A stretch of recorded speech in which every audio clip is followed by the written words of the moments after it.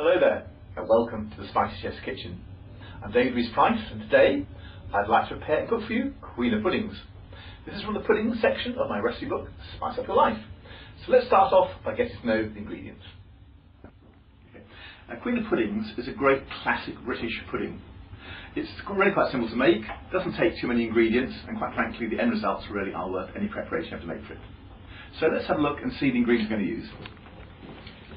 For standard size Queen's pudding, I've got approximately 8 slices of white bread here made into crumbs.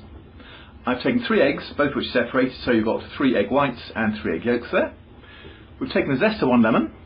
We're going to use the strawberry jam. We're going to be using probably about 6 tablespoonfuls of that. I've got some sugar. There's over 200 grams there, half of which will be going in the first mix and the second half will be going in the meringue topping.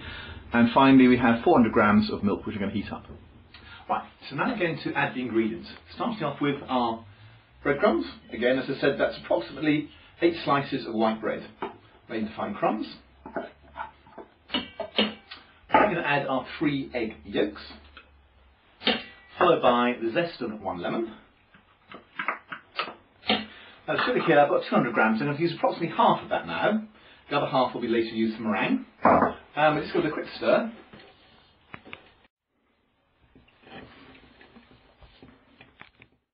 Right, so now we're going to add our milk to the mix. I'm going to put it in fairly slowly just to make quite sure we don't put too much in. So I'm putting approximately just over half milk in. I'm now going to stir. This milk has been heated just to below boiling point. So I'm going to put the last bit in here. So I'm going to stir it in. Right, we're going to stir it in. What the next thing is to put it into an oven-proof dish.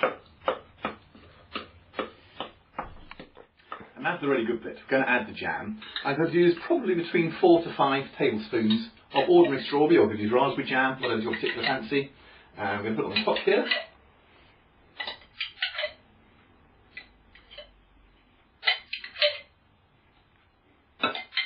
And the next thing I'm going to do is use a palette knife here and just smooth it over, like so. Okay, so now that our jam mixed in here, next thing to do is put the top on the serving dish, and we're going to put it into an oven which has been preheated on 180 degrees.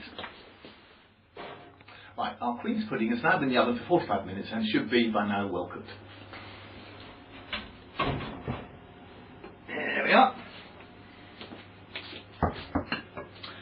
Lovely. Just the way we like it.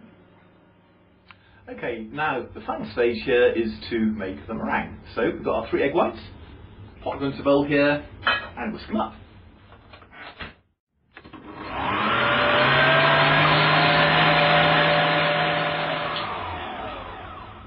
Right, our eggs are about halfway through the whisking process, so I'm going to now start adding the sugar.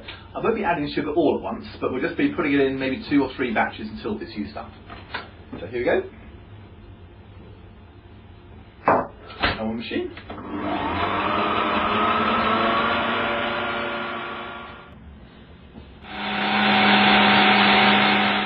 So we've now got a nice, well-whisked meringue mix. What we're now going to do is spoon this over the top of the Queen's pudding. Tablespoon, and there we are. Just put it over the top like so.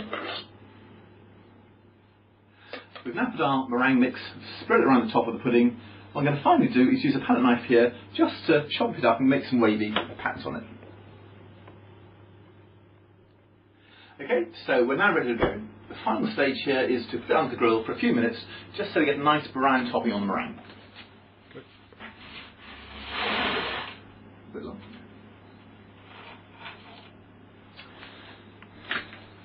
And there we have it, Queen's pudding. It's been on the grill for 2 or 3 minutes, just enough to give it a nice brown topping. So here we have it, Queen's pudding, one of the great British classic dessert dishes. Once again, farewell from David Rees-Price, the Spicy Chef. Keep cooking.